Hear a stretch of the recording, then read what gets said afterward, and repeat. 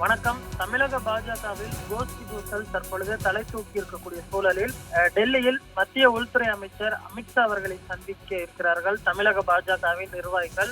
தற்பொழுது குடியரசு துணைத் தலைவராக CP ராதாகிருஷ்ணன் பதவியேற்கக்கூடிய நிகழ்வு டெல்லியில் நடைபெற்று முடிந்திருக்கிறது. இதில் பங்கெடுப்பதற்காக தமிழக பாஜகவின் நிர்வாகிகள் டெல்லி சென்றிருக்கிறார்கள்.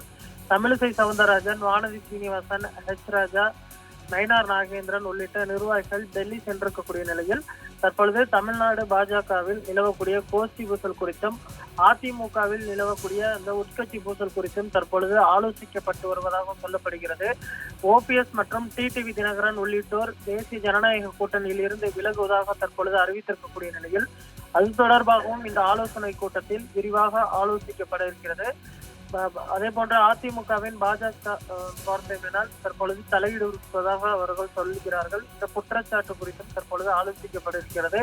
கடந்த சில தினங்களுக்கு முன்பு செங்கோட்டையன் அவர்கள் அமித்ஷாவை டெல்லி சென்று சந்தித்ததாக கூறப்பட்டது. இது தமிழ்நாடு பாஜக மட்டுமின்றி தமிழ்நாடு அரசியலிலும் எதிரொலித்தது குறிப்பிடத்தக்கது.